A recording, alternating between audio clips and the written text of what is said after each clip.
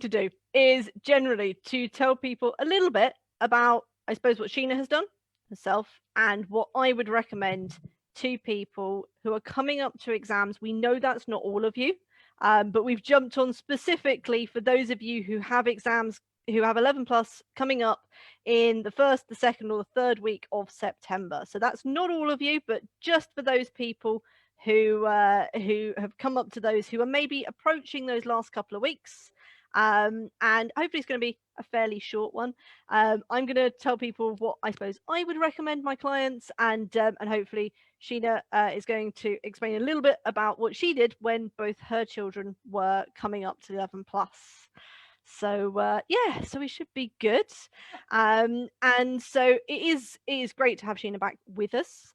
As most of you guys at 11 plus journey would know, she writes the Cadwallader quests, which we can see behind her. There they are, and also the revision guides and the workbooks with them. And she has taken both her children through this time, and so therefore can offer a parent's perspective. I come at it from a different angle. I took the 11 plus myself, and now I am a tutor, and the Education Hotel coaches many children through their 11 plus exams each year. And so I'm coming at it from a slightly different angle, from a tutor's angle, about what we would recommend our parents to do. All right. So we're good. We're good to start, I hope. We can all hear each other. So sorry about the delay, guys. All right. So I suppose the first thing I wanted to ask Sheena was, is there anything different that you did in the month, week, day? Did they differ, or was it that you only did something different the night before? No, it did differ. So a couple. I got caught short really because Kendrick had been doing GL the year before, and I've been studying GL. And then I found out really late. I was really naive then because there wasn't the Facebook groups. I found out, I think, in the February or the March that they'd switched to CEM. So it was all a big scramble. And I had Josie assessed, and a tutor had said she needs to do 2 hours a day, which I thought was an awful lot. But anyway, we did as much as we could, and we seemed to catch up. She bombed her first mock, and then she did better in her other mocks. About a month out, I would say we were still working really hard. But I've had a lot of messages recently from parents that are really worried. I'm feeling really anxious now. They've been PMing me. And I'll be totally honest, I was really anxious a month before, and I felt like throwing in the towel. And Josie made me cry a couple of times, and that's not an easy thing to do. So parents, if you're feeling like that, we've all felt like that. And can I ask why she made you cry? As in what? Massive, just tantrums, just Okay. not wanting to do it. I think she'd reached a point for her, and I think it's different with every child, where she'd had enough. So I really feel for parents that have got this delay, and maybe some feel it's great that they've got the delay, and then others feel they're just dragging things out. But with Oz, she was ready to sit that test, and it was almost a little bit like it was an unknown for me first time. But what we did much more in the month leading up to it, Gemma, was full practice papers. Yep. And we hadn't done tons of that prior. So I had chunked them down into chunks. Mm-hmm. So, and doing time sections of them, whereas the month before, and certainly the week before, we did papers, but we didn't do three. We only did one a day, but we might do one full one. Yep. And but that was certainly only in the month and then the week before.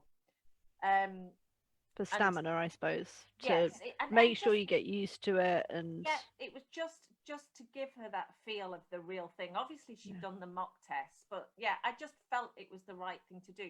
But the thing that we always did, and we still do it now for French vocabulary, and we've done it all the way through to our GCSEs, was I think I've said this before, every morning at breakfast, we would do a 10-minute non-verbal reasoning test, because they seem to be able to switch their heads into non-verbal reasoning without warming up. Yep. And they did it every morning, and that 10 minutes really accumulates. And because we've done that so regularly, it kind of took it off the table. Yeah. They were there with that and they were really confident. So we could focus more on the verbal reasoning, which is the biggie for CEM, and the maths. So really, it was nice. I felt that we could take that out of the stress equation. Yep. And I think anybody who's still a year out, if you can do that just with a 10-minute CGP or bond test every morning at breakfast, you can just tick that off. Now we learn like 5 French vocabulary words. Yeah. That's what we do. And So, Josie really noticed the difference for that. So I suppose I wanted to pick up on two things, because I noticed that around this time, my clients often say, they're often at the point of, I want to give up. Yeah. But also, if their children are like Josie, rebelling against it, they often say, I'm not sure it's right. I'm not sure we should be doing it. That they don't want to do it. So how did you know that she was ready rather than she just didn't want to do it? Okay. So that is a really good point, Gemma, and well done for bringing that up, because that's something I should have brought up. So my philosophy on this was, I think it depends on what kind of mother you are, and I wouldn't try and tell anybody how to parent. That's up to them, and they've got to judge their child. But the way I measured it was, would I let my child choose which car I was going to buy? Would I let my child choose which house I was going to buy? Would I let my child tell me which job I was going to do or which job I was going to take? Because at that age, I felt she was not mature enough to tell me whether she could pass or not. I knew from her that it was meltdown, because she just wanted to take the path of least resistance. And she still does that now. I mean, if she doesn't, she will prioritize during the day what she wants to do, and she prioritizes that by doing what she likes. She'll do the things she likes first. So I think that, and there was definitely a time where I did think, is this too much? But I just kept moving through and thought, well, do you know what? Life isn't easy. It's tough. And, people don't become super successful by not working. Look at what junior doctors have to do. Yep. And yeah, I think you do have to have a certain stamina. But if I'd have capitulated, then she would have just capitulated, because mom was giving up. Yeah. And I was saying it was okay for her to give up. So I just thought. And also, I think when I say that to parents, it's not just that you're giving up on the exam, it's almost like you're giving up on them. Yes. And that's even worse than, yes. Even though they're having that moment that I don't want to do it, I don't want to go to that school, I don't want to be there. If you just say, fine, let's not do it, you're saying you don't believe in them. And that's you giving up on them. Yeah. And the other thing, Gemma, just to pick up on a point about their choice of school, okay? So I took Josie to see the Abbey, which is in Reading, a beautiful school, fabulous school. We could never afford it. I should never have taken her there. Mm-hmm. And we took her to the local comp, Edgeborough, which is a great school, much shinier than Kendrick, where she is. And we took her to Kendrick. And of course, she wanted to go to the Abbey because she liked the food in the swimming pool. She was 9. She's a July baby, and she was 9. And so I kind of had to say again, she was saying, I want to go to the Abbey. I had to say, well, look, we can't. This is the best school for you. I truly believe in that. And that's the one we're going to go for. But I do understand parents wobbling. Yeah, exactly. Totally. And I think also you kind of reach the end of your tether of going through it. You want to give up on it. If they're then going, I'm not going to do it, I don't think I can do it, I don't want to go to that school anyway, it can be quite pressurizing to turn around. But I think the biggest thing is that you've done all that work. Also, if you've done all that work and then you were to just not do the test, then it would almost be it sets them up for the wrong thing as well. Because it's shown that you can put all that prep in and then you can throw your toys out the pram and it's not going to happen, which isn't the way that it works in real life. So even for my students who really really rebel against it, we do still keep pushing them, I think there's a difference between, I think there's a line Yeah. that I say to parents is, you know, there's a point where your child says that they can't do it, and if it's in the last month, then unfortunately keep going. But Yeah. if it's much, much earlier and it's continual and they've been saying it since day one and the tutor's been saying it, then you need to listen to the tutor. But if they've done a U-turn and previously they've been quite okay doing the prep and the prep's been going okay and now they're suddenly protesting against it, that's the point where you will override it. And then even if then you get that choice back, it's a choice, isn't it? Then it's, you know, you then have that school. So that would be the way that I would always put it, is you're still going to keep to do it because you put all the effort in beforehand, and otherwise it's giving up, and Yeah. you don't give up. And like you say, it's giving them more choices. So, but I guess, I mean, I don't know if this is a good time to touch upon the point of the messages that we've had in the group, Gemma, about people dealing with their child saying, what happens if I fail? Yeah. You know, That's, because that's heart-wrenching for a parent. It's really difficult. And I mean, you go first, Gemma, but I'll tell you my story, what I did with Josie the night before, once you've gone. okay. So it's something I've come across, and one of my clients, it really affected them actually. So I tutored a couple of years ago a little lad who was convinced that he wasn't going to do very well. His brother did very, very well before him, and he was worried about. He said to me one lesson, "I'm worried about letting Dad down because I think I'm going to let him down because I don't think I'm going to do well in my 11 plus." And one of the things that I did was to bring him and his dad together and to talk about the work and to talk about the effort that he'd put in, and to make sure that we were always praising the work. We weren't praising the end, because the end is not definite. Yeah. That way then you're working on, okay, it's really great that you've gotten this in a practice test, or that you have overcome this issue that you've had around fractions. And kind of in terms of anxiety and worrying that they're going to fail, there's several things that I do with students. The first is to bring them together with parents and to have that conversation, because very often parents haven't had that conversation with their children. They have always said to their children, you know, when you pass 11 plus, or when you go to this school. And whilst it's great to build them up, if they are having that thought of what if I'm not going to do it, then having that conversation and having it openly is something that I would encourage parents to do. So sit down and make it very, very clear that the end goal is taking the exam. The end goal is not passing the exam, because that's first of all an important point. And also focus on, I know there's so many children out there who say to me, if I don't go to this school, it means I'm not going to get these GCSEs, I'm not going to do this, I'm not going to do this, I'm not going to ever become this. And actually that's not true, because if that was true, then everyone would want to go to one school and that would be it.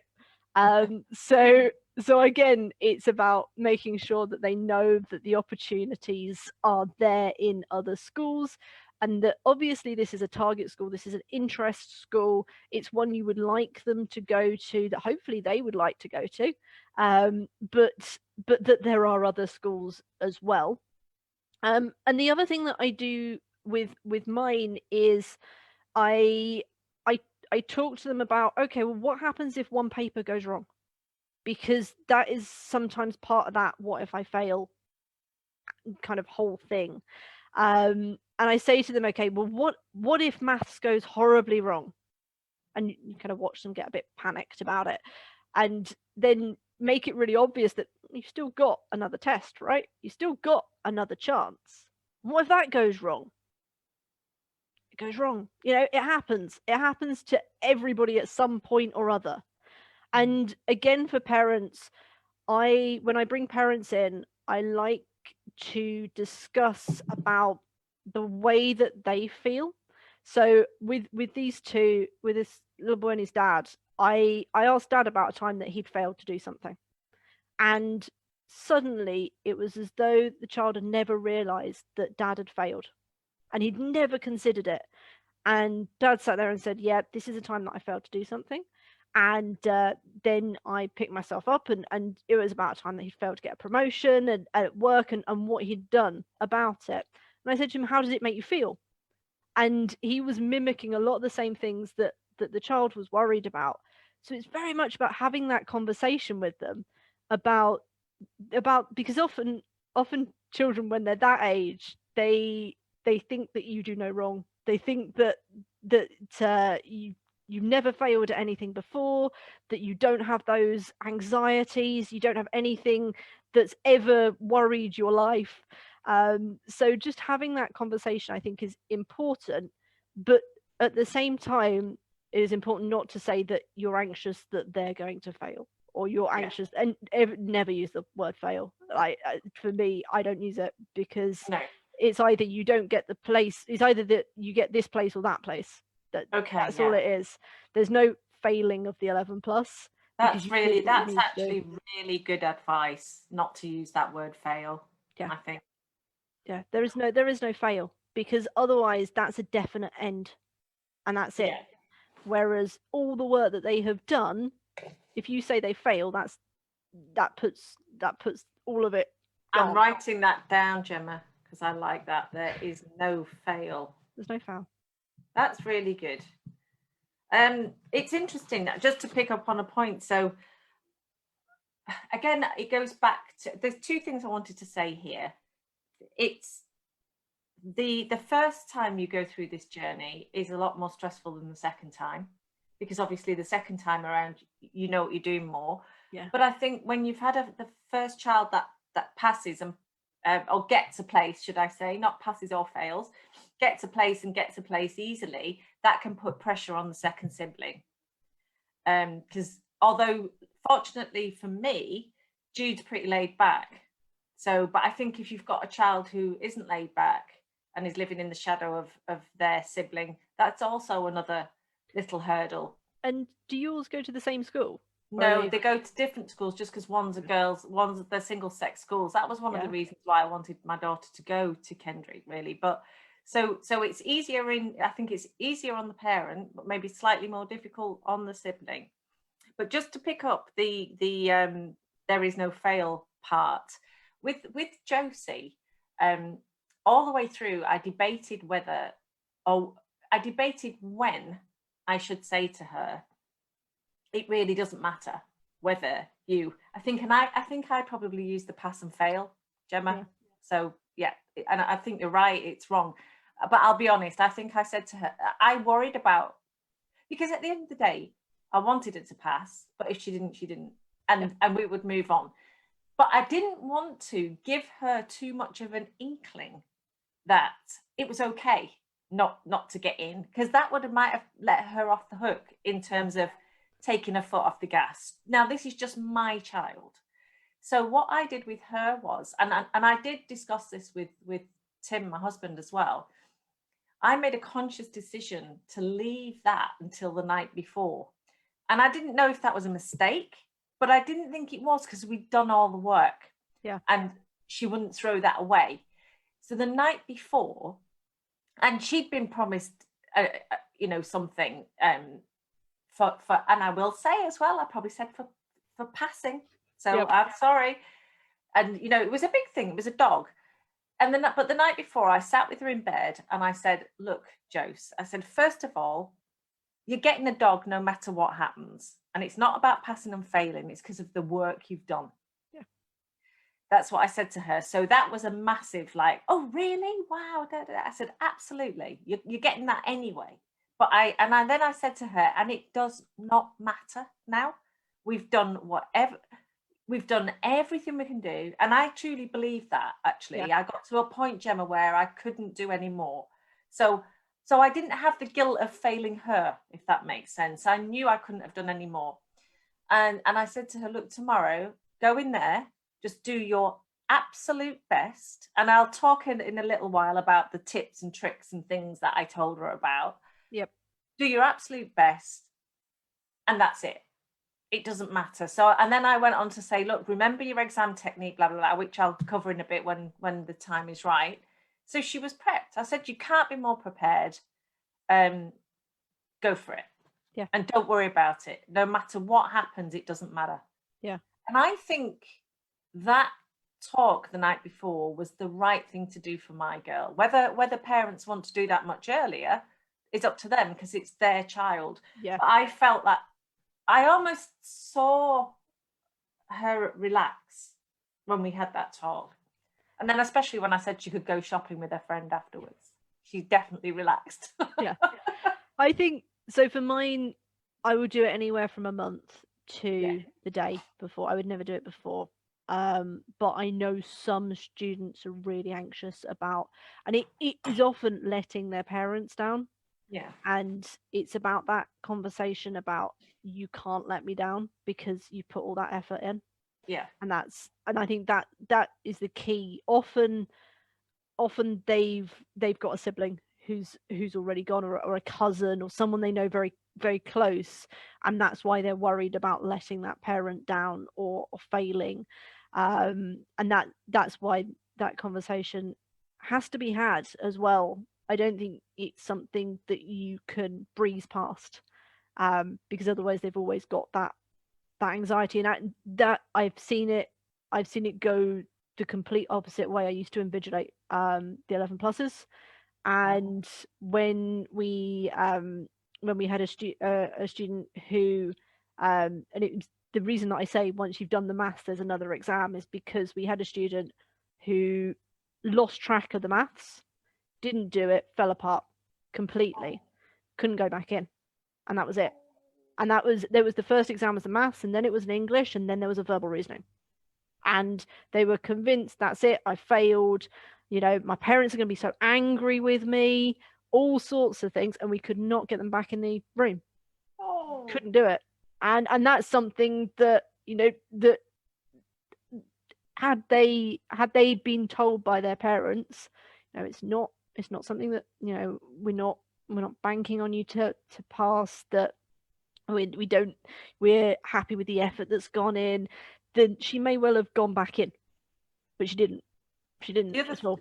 The other thing that I remember saying to Josie as well the night before, and then I repeated all this with Jude when it was Jude's time, but I said to Josie, look, whatever you've done, I'm absolutely sure, I mean, because obviously after doing the 11 plus SATs, I don't want to belittle any test, but SATs seem fairly simple. Yeah. And I said to Josie, no matter what, if you I probably use that word fail, Gemma, I'm so embarrassed now. If you didn't pass, you're gonna do great at Edgebarrow, because you'll probably be in all the top sets, and you'll find it, you'll be comfortable. So no matter what we've done, it's only going to help. And I do remember really stressing that as well, so that none of it was wasted. That's what we did with this little boy, who in the end didn't pass his 11 plus, then took a 11 plus for independent schools. Fine, absolutely fine about it, either because the pressure wasn't there, because it wasn't the same school that his brother went to, or just because he needed that extra couple of months, because that's all it is. The 11 plus for the grammars was in September, the one for the independents was in January. The January ones didn't do so well in the September ones, and sometimes it's just that. And a lot of that was around that worry that he was going to fail his parents, that he was going to let them down. But actually, because we tackled it earlier, when those results came back, he was fine to move on, and he could carry on, and he could deal with going through the independent exams. If you are a parent who is looking at those second wave of exams, then you need to keep them up, and being able to go through it is actually that's quite hard, because you might find out either way. Well, do you know, that's interesting, Gemma, because, and I think I might have told you this before in another chat, that the tutor who was tutoring Josie actually said she felt Josie should go and sit some scholarships for some indie schools. And Josie just said, no way, I'm done. Literally. I said to her, look, I mean, she even, you know, she was talking about some quite credible schools, to be honest, which we probably could never have afforded. Yeah. And Josie just said, no, I've had enough. I'm done. She did not want to do it. And I did give her that offer, and I gave her that offer because I didn't care what she said. Yeah. You know, it's like you give a child a choice when yes or no has the same equal weighting, I believe, you know. So, but again, that's a parenting thing. But do you want me to go over what I did the week before, Gemma? Yeah, let's move on. Is now a good time? Yep, let's.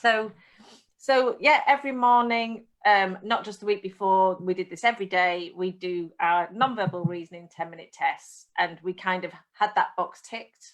That's what we felt, and the scores she was getting when she did a mocks and those said, yeah, that's fine. Yep. What we did do, and because I just found they'd be spinning on their chairs, we never did more than 30 minutes in a stretch. We'd stop, take a break, because so they literally had ants in their pants and couldn't, you know, nothing was going in after that. So we'd have a little break and then come back. It was only really that week before that we started hammering the full test papers, because I wanted them to peak on the day. And again, something I've said before, and this is what I said to the kids because they could understand it. I said, if you're running a marathon, you cannot run that marathon every day. That's not what marathon runners do. Nope. They have their marathon date in sight. They train, they build up, and they peak on the day. So the kids understood that marathon analogy really well. And I just kept saying that. So I did that. I made sure I wasn't too nervy because I didn't want to project that onto the kids. So I was really, really sort of calm about that, even though I didn't feel calm. Made sure, obviously, that we knew where we were parking. Took Josie with me. So we did a dummy run. So she knew exactly where we were parking, where she was going to walk into the school, blah, blah, blah. She'd already visited the school before, but I wanted her to see exactly what we were doing. And something that I always said as well to the kids, and I still say this now, I told them there's no magic about any of this. And I've written this down. With the right attitude, the right prep, the right mindset, anyone can pass. Yeah. And I truly believe that. Yeah. You know, that sort of, if you've got the right mindset, the right prep, it's almost like a perfect storm. I think, you know, anybody can do it. If you've got one of those components missing, then it's much harder. But I used to say there's no magic. So, and the other thing I wanted to say to parents as well, just to reassure parents for the week before, and obviously it's a bit different now because some of them have got the extended tests, and that could be good or bad. And I've written this down so I didn't forget it. I've put, at the end of the day, read and listen to all the advice, but choose the pieces that feel work for you and your children. Yeah. You know them best. Don't be bullied by anybody. You know, take it all in. Including the tutors, I will say. Do it all up. So spit it out and do what's best for your child. And at the end of the day, you know, what will be, will be. So that was me the week before. So interestingly, I suppose when I prep students, I will do full papers before the week before. Oh, we did, Gemma. Okay. But we didn't do them every day. No. Okay. So whereas the week before, I think we did probably one a day. Okay. Okay. So all of the components. Yes. Yeah. Okay. So I will do them, but I'll mix. So you do, like, you may do each day, you might do something different, but you would do, say, a math, and then you would do, maybe you would mark that math, and then you would do an English, and then you would mark that English. No, but I think I did full tests. Okay. Like full 2-hour tests, but nothing else. And the other thing, Gemma, that I hasten to add here was that they were not new tests. So what I did with my kids was they would have sat it in June, then they would have sat the same test in July, August. We'd write down the marks. So when they came to sit that test the week before, they were a little bit more confident, because I didn't want to kill their confidence by that's giving the them biggest thing. tests and they'd get really bad marks. I plotted a graph so they could see the marks going up, and that really helped. We did, I mean, I don't know what other parents do, but we did loads of repetition. So like the CGP 10 to 11 books, we probably did them all the way through 3 or 4 times, because we did them on separate paper. And I felt it built their confidence, because they got to know everything that was in those books. And at the end of the day, they can't know everything, can they? Last week, don't do anything new. I say to my guys is, last month is things you have found tricky, but you shouldn't be doing anything new anyway. Consolidation should be tricky things. So if you know that your child struggles with timetables, do some timetables in the month before. In the week before, confidence. So if that is, they are really good at nonverbal, but the nonverbal doesn't have that much weighting to it, push the nonverbal, because they're so good at nonverbal, and look at how good they are. I also get my guys to look back. So I often keep, for students that I have for 2 years, I will keep their original pieces of work. So I will get them to do something right at the start, and then on that last week we will look over it. So I will often get them to do something that they did 2 years ago, and then I will show them so they can see, and I will say, look at the progress that we've made. And again, it's that emphasizing the progress as opposed to the passing. Well, this is why we did the tests. You know, we'd go back so that they could see that they could feel it anyway. You know, they knew that you know, they were improving. And also the stuff that they were very good at as well, I used to say to them, you know, that's what you're aiming to get top marks in that, because you know that's where you're good and confident, and that's, if you do that, that's where you can give yourself some wriggle room in the other areas. I always have that. There's an awkward point where, as a tutor, and I know this comes across in group tuition as well, there's a point where you don't want to step on their toes. In that, if I see a student the week before, I don't want to be doing anything that's going to knock their confidence at all. It's very true. And if you're in a group class, that's actually quite hard, because everyone's vying at that point. So I know parents who don't send them for that week before, because they know, or the group tutor will do something that is more of a leveler, because what you don't want to do is reveal to them any weakness. Because they want to be going in there feeling like a superhero. And they should feel like, I know what I'm doing, I am the best prepared that I can be, I'm going to do the best that I can do, and that's it. The other thing that we do the week before is we prep the pencil case. So just like you're going to the drive, we do the pencil case. So clear pencil case, we've got the pencil, and then none of those confusions and none of those questions. I think I've said to you before as well, I deal with all of the silly questions, like, what do I do if I need the toilet? What if there's a fire? Where's mum going to be when I'm taking the exam? All of those types of things. I'm coming to that in the day and night before. I've got the night before here. I've not done that yet. We do. I do it the week before, but that's probably because I don't see them the night before. Of course, So for me, Jemma, it's all that. Not often. I have occasionally, but not often.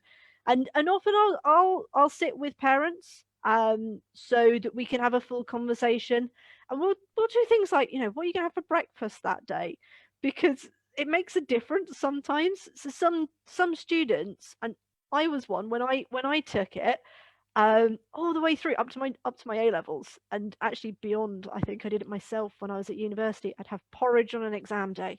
It was always the same breakfast. Porridge on an exam day. If it was an afternoon, it was crumpets. But you know, those are the two things, and you have to know those things. Otherwise, funnily, Jude goes out on his bike all day long because he's a mountain biker, and he always has porridge before he goes out on his mountain bike. But should I do my day and night before? Okay. So I've got this written down, parents. Otherwise, I'll get it all wrong. So we had many tantrums and tiaras, and I felt like giving up, which is what I've said before, especially as the time grew nearer, but obviously I didn't. So the day before, we did do some work, but it's up to you and your child. Now, I can't remember whether we did a full paper or not. I think we might have done, actually. Horrible mother, but it's up to you. You might want to take a day off.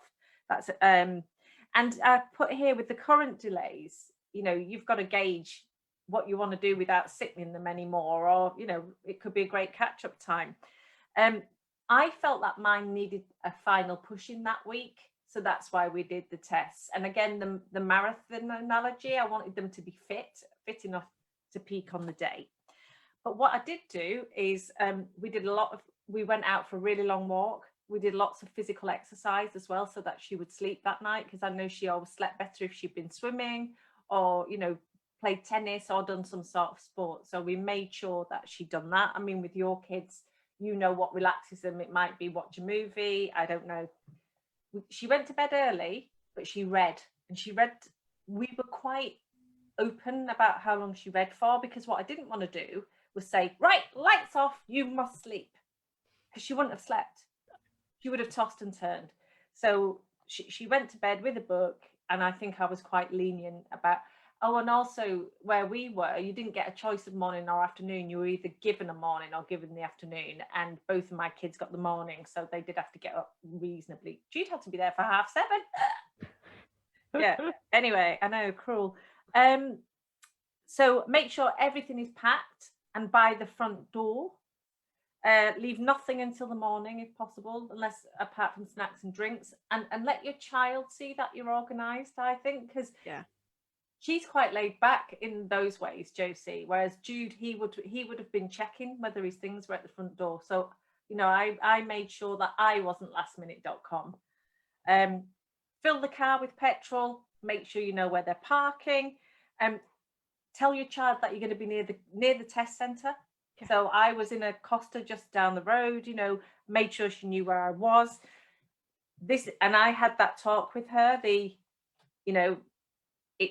There's no failing. We love you. Whatever you do, you're as prepared as you can be. And I did this. I sat in bed with her, as prepared as you can be.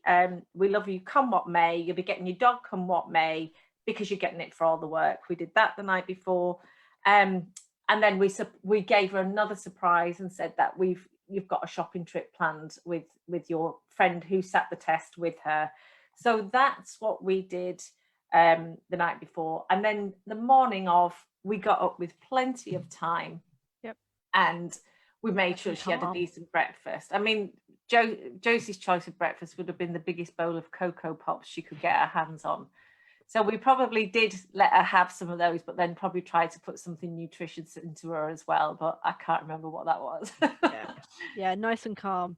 Yeah. On the day I took the 11 plus, there was an incident on the way to the school, and there was a massive traffic jam. And it was literally every parent's worst nightmare. We had a big incident, a big pile up, and all sorts of things on the way, and we had left a lot of time, so I didn't even notice it. Sitting in the back of the car, I didn't notice it. And my parents told me it after that they said, did you notice? And I was like, no, I was sat in the back. I probably was reading on the way. I knew I had my pencil case. I didn't bring any water in, but that's because I knew that I would have probably got distracted with it. But I know that obviously most children do. Yeah. And yeah, I hadn't even noticed because of the fact that we left it early. I knew where my parents were going to be on the way out. And with my students, I would say, always organize something fun afterwards, because then it also helps. It helps the invigilators. If the child gets upset, one of the first things we ask is, what are you doing after this? Yes. So if they're not doing anything, it's actually really hard to calm them down. Yeah. Because I remember when I used to invigilate it, it was the thing that we would say is, oh, so what are you doing after this? Because you wouldn't want to talk about what school they're from. You wouldn't want to talk about what prep they've done. So the easiest thing to talk about was what they were going to do afterwards. So if they have something fun planned, then that usually helps just calm them down a little bit. So just be aware of that. And then the other thing that I've said to them is, you are running your own journey. because if you get there and there are friends or there are people you don't get on with from school, or there is a girl who's upset or a boy that's upset, you can't let that distract you. You run your own journey. Yeah, And I mean, I've got a little list of things that I actually said to Josie, if you want to hear them. yeah, let's finish off with those. Yeah. So we had a thing called a nervous monkey, and the monkey, we would say, look, get your monkey off your back when she was nervous. And what I said to her the night before was, get your monkey on the day, put it in your box, sit on the lid. Don't let that monkey out. And so I put, once you're in the exam, don't let anything distract you. It's really sad, but if a child cries or is sick, ignore it, keep your head down, don't look round even. You're wasting the most valuable seconds. And particularly at the schools that mine sat for, 1 mark would have made a difference to a place. Yeah. And I reiterated that. I said 1 mark will be the difference between, you might get enough marks to be considered for a place, but 1 mark will mean somebody else gets in before you because it's that competitive. And I said, read and listen to all the instructions carefully, because I know mine would have been around the room and spinning on their chairs. I told them to write their name and date of birth correctly if they had to do that, if it wasn't already printed out. And I said, keep a laser focus on both papers. So if you, for some miraculous reason, find the first paper a breeze, don't expect the second paper to be like that. It could be really, really hard. Obviously, the things, make your answers really clear with a single horizontal line. Not to use the answer paper for any workings, always the question paper. I don't know if that's the same for every school, Gemma. I know it's probably not the same for independent schools. No, it's not the same for indies, but anywhere where you have to physically mark in the... Yeah. Read the questions carefully. Obviously, you've not got a lot of time, but if you can really focus on reading the question, the chances, you've got a much higher chance of getting the answer right, because my son still doesn't read questions properly and he's in year 9. I mean, we'll do stuff now and I'll say, Jude, and he'll say, oh, didn't read the question properly. Only he sounds like Kevin now. It's more like, didn't read the question properly. Anyway, so yeah, and what I said to the kids was, read the questions carefully, because almost treat it like they're looking to catch you out. Yeah, they're checking on your reading skills here, so don't let them catch you out. But time is tight, so don't panic or linger over a question that you don't know. Move on and go back to it. It's much better to answer 10 than 1. Always use elimination, and I know as tutors you'll be telling your children this, Gemma, but there's a lot of parents watching who might not be able to afford tuition. Yeah. So parents, elimination is one of the best ways to raise your odds of getting a question right. So if they've got 4 answers, eliminate ones that are they think are obviously wrong, so that they can cut their odds down to 50% if they're not 100% sure. So most tutors will tell children that, but parents without tuition, it really helps. Short maths as well. What I used to say to my kids was, sanity check your answer. Yep. Look at that. How can it possibly be that answer? Sanity check it. And I think if you can use jargon like that with the kids, sanity check, they know what it means. So, you know, I used to say with the short maths, can your answer be really right, or is it ridiculously wrong? Yep. And again, you can use that in elimination. And this was one thing that I really hammered home with long maths, Gemma. And again, I'm doing this for parents who can't afford tuition. With the numerical reasoning, which is what they call it, CEM, it just means word problems, parents. Yep. If you get the first, so what it is the word question, and then there may be A, B, C, D, and you have to work through a series to get to your final answer. I really rammed it home to my kids that if they got the first question wrong, then it threw everything out. So I really tried them to sanity check that first step of any numerical reasoning questions. Again, if questions look really hard, don't panic. I remember doing that at school. I remember reading the first question of a test and I could feel this hot flush coming up. Try not to do that. You can always go back. Critically, again, parents without tutors, if your child skips a question, circle it on the question paper, okay? Make sure that they miss a That's the gap big one. on the answer paper, because they will get out of sync. They will become unsynchronized. That happened to my Josie. She had to rub out an entire section. Luckily, she realized and she had the time. I tell mine to do it with a piece of paper. So I say to them, if there is 2 answer booklets, or if there are 2 bits, or occasionally in certain tests you can ask for scrap paper, to do it going down, or to use a ruler if you're allowed a ruler in, because that's the biggest problem that you have, is if they can't, if they're all out by 1, there's nothing you can do as an examiner. It's marked by a computer for those that are the mark-ins, and therefore you just get the whole lot wrong. And that is much more likely to happen if they skip a question. Because if they skip a question, the chances are they'll skip it on the answer sheet, but they won't skip it on they'll skip it on the question sheet and then forget to leave a gap on the answer sheet. And obviously they can't circle the answer sheet. So that's something, correlation. So if you're talking to your kids, maybe use the word correlate. It's a good word to understand. Vocab. Yeah, good vocab anyway. I couldn't get that out then, Gemma. So yeah, does your answer correlate with the question? Okay, because it's like the numerical reasoning. You get 1 out, they're all out.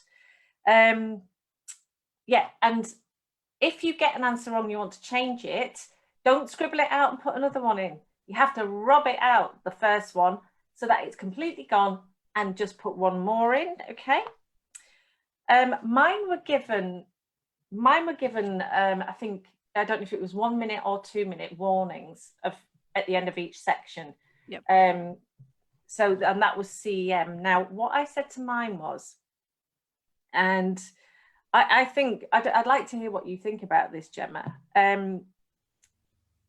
Basically, once they get the warning, if they've got any questions outstanding, if they've got time, make an educated guess. So eliminate before you just put a line through.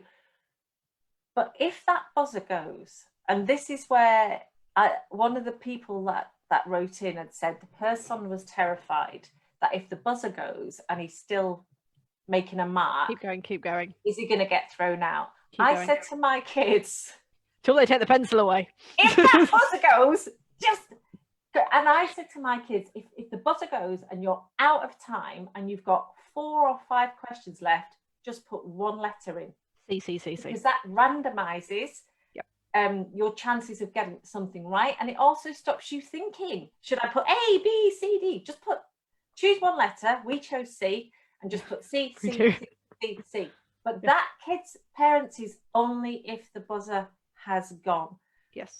But it's up to you what you do, but I told my kids, do not put that pencil down. No. I said to mine, don't do it. And I have known examiners to tell children off for it. So I do prepare them for being told off for it, but they can't do anything about it. Yeah. So they can come around and say, you were meant to stop writing. Yeah, yeah, exactly. So just smile sweetly. Yeah. Smile. So yeah, and as I say, only if the buzzer goes, choose 1 letter, because the kids will mark it quicker in 1 letter, as opposed to thinking about where they're going to mark. And that's up to you as a parent. Do you want them to put A, B, C, D, E, and so on? We went for C. Don't know why. When that buzzer goes, when you finish the section, you can't go back. Okay. Now I believe that's the same in GL and CEM. So, make sure your child, if you've not got a tutor, make sure your child knows that. Jude, in a mock, missed out an entire math section. Let's hope they do that in a mock.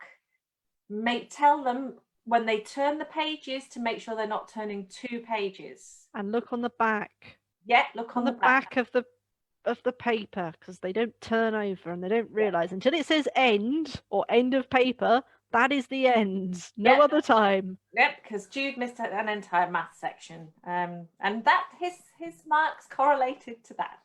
Got that word in. So yeah, and the thing that I used to say to mine, and regarding the whole vocabulary importance, and obviously I'm going to crow on about vocabulary, but I used to say to mine too, when they moaned about the amount of VR they had to do, because CM is 50%, as is GL, I think, in most places. Non-verbal reasoning and maths, if you've got the techniques, you can pull it out of the bag on the day. If you just don't know 2 words or 3 words and an odd one out, you're scuppered. You really have to have a good vocab, and that does just come by reading and practice. And we did the 5 words a day, where we choose words and bring them into our conversations over and over. And I still think that's the best way to learn vocab, to be honest. Intelligent guess though with vocab. That's Yeah. the only way you can do it. It's You know, if you true. don't know the word, what does it sound like? Where Yeah. else is that bit used? Intelligent Look at guess suffixes, prefixes, you know, anything you can. And I just wanted to touch very briefly on creative writing, Gemma, and please chime in. What I've said about creative writing is the most important thing is make sure that you've practiced. Obviously, it's exactly the same as practicing for anything else. The more adept you are, the better you'll be. So don't just leave creative writing to the day. You know, I'm sure you won't, but if you've not got tuition, you know, you do need to practice. But parents, make sure your child follows the brief really carefully. Now, even now, Jude will wobble off on a tangent, and the question he's been asked to do, I'll read it and I'll just say, you've not referred to the question, Jude, you've not referred to the question. You can see it's Jude that I have the issues with, the one who wouldn't read. You know, don't veer off on tangents. And also show off your knowledge of literary devices, so your punctuation, direct, indirect speech, your onomatopoeia, your personification. So get all those in. When we do creative writing, I will ask them to pick up a couple of objects, characters, or weathers, and to think about where they can show off on those specific bits, because it then limits basically you're then just putting those bits together with links. And we will in the prep the couple of years before, we will work on specific objects, we will work on specific weathers or specific scenarios or characters, but we will never pre-write a story. So because it's really obvious when it's pre-written. Yeah, you said that before, Gemma. Yeah, so we will do something like, all of mine can describe a suitcase really well, because it fits into almost every story.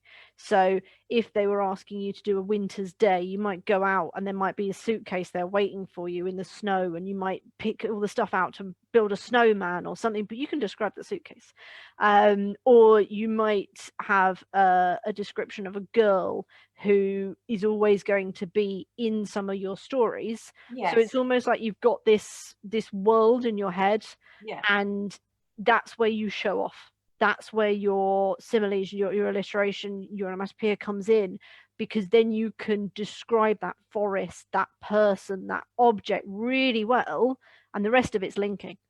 So that's the way that we look at it. If you've got all those things that you can pluck out of the air and then join them together, as opposed to writing stayed stock stories, if you like, which are then just regurgitated. And that's why we use Rory story cubes when we do ours. We didn't use those, but we've got linky things which we love. There we are. So with our story cubes, we put the little objects that are on the cubes is what we focus on. Okay, because mine didn't do creative writing, so you know what the 11 plus is like. You kind of focus on the bits that you know you're going to do. I mean, we didn't even have SPAG in ours, so we only started really looking at the SPAG when they started to do SAT. So yeah, creative writing, it's you still have to be. I guess what I'm trying to say is, and in fact, Ali from Linky Thinks has posted in the groups recently, and I think he put something like, what's the word I'm looking for? Scaremongery statement or something. And in the 11 plus is not the time to be creative. You kind of have to have learnt your creativity and be prepared beforehand. But like you say, not so it's stayed, but so that you've got lots of tools to call upon. Yeah, it's like if you're putting on a play, you open the toy box, what's inside, that should be the type of what you've already got, and you should already be able to picture them and put them together in a scenario. You're not looking at pulling a whole script out of that toy box. You're looking at pulling your characters and pulling your scenarios out of there. But yeah, he's right. You know, that is not the time to suddenly go off piste and create yourself a whole new story completely. You might as well be, the examiners haven't seen what you've previously written. They can't see it, so use it. And also, you know, the other thing as well, parents, if you've not got tuition, make sure that your kids, if it's creative writing, make sure that they are using the right tone for the audience, those kinds of things. And then, you know, there's less chance of veering off piste on the day. And that they finish it. Yeah. And that so many creative writings don't get finished because they go off in the middle and then suddenly you get, and they woke up. Yeah. Like, just allocate 5 minutes, 10 minutes to close your story. It doesn't matter if you're in the middle. If you're in the middle and they've stepped into a time portal and they've zoomed off and they've landed in the Victorian era and you really wanted them to go on an adventure, tough, because you've got 10 minutes left and therefore you're ending the story. Yeah. Like, just don't carry on because you think you can get it done in that time. Finish it and finish it well and check it. Yeah. Yeah. Edit. And again, Jude still doesn't edit his work because he thinks that's hard and difficult. Read back, because go editing it once, they will pick up so many things, and that will really make an improvement. Yeah. And yeah, I mean, with the 11 plus multi-choice, you don't have time for that, but yeah, creative writing and independent schools, blah, blah, blah. Got to be done. Yeah. Right. That's about me. Oh, there is one more thing I wanted to mention. Okay, quick, because I've got to go teach. Right, so. Very quickly, in capital letters. But Buckinghamshire last year, those poor kids whose the questions were wrong, that had the guts to put their hands up and say, because if that had been me, I would not have had the confidence to put my hand up and say, these questions are wrong. I would have thought that I didn't know the answers. So, I mean, I'm not quite sure why I'm bringing that up, but maybe, why am I bringing that up, Gemma? But how would you tell your child how would you cover that base? I would explain that that everyone makes mistakes. Yeah. And that whole, like, not every adult is perfect. But what would you do? What would you do on the day if they're sat there and there is an error on the paper? Would you just, you know, do you warn your child about that, or do you just say nothing? I haven't this year. Yeah. Because I don't want them to be thinking every time they can't do a question that it's wrong. Wrong, yeah. It's really... That was the concern. Yeah. And I figured that as when we had the issue, the majority of students had already skipped it and moved on. Right. So I always push that if you don't know it, guess it, move on. Move on. And if I keep pushing that message, then they should guess and move on, even if the question's impossible. Yeah. Because otherwise you're setting them up to look out for another thing. Yeah, no, that's a very good answer. Yeah, that's the way that we've done it. We did ever think about whether to explain it, but really, ultimately, all you can do is point it out. And if you're pointing it out, it's then wasting your time. Yes. Whereas if you skipped it and moved on and someone else is pointing it out, well, then that's not wasting your time. No, that's very time good is precious. Yeah. Basically, if you can't do it, move on. Yeah. Skip it, move on. And if it's wrong, then that's up to them. Okay, brilliant. Thank you, Gemma. That's everything from me.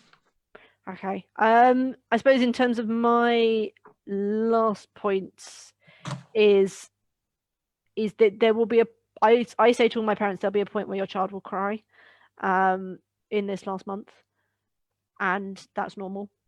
That happens. I don't know whether you've had them both do it, but usually I will have a point where one of them will, and often in my sessions, it's not to do with you, it's not to do with anything, it's to do with the fact that they're fed up and they been told that they're going to do it, and they're just overwhelmed with it. And you at that point, then you take them aside and you do the whole, it's about your work, it's not about the passing. That's when we do it, actually, is usually when the tears come. If not, we do it the week before. That's our version. Don't dissect it when they come out. Just don't do it. Like, absolutely don't do it. Don't also stand there and dissect it with another mother whilst they're there, because that's the worst thing to do in front of them, because they just want to forget it. Forget it, leave it at the door. Don't, when you're turning up, if you know somebody who is there, who you've met online or you've met at school, focus on getting them sorted, and then go off and see them, because I know that occasionally I've had students who've been really worried that mum's not going to do this in time. You've usually got loads of time, but they really panic about those kind of things. So get them sorted, get them away to the classroom when you get there. Don't hang around with it.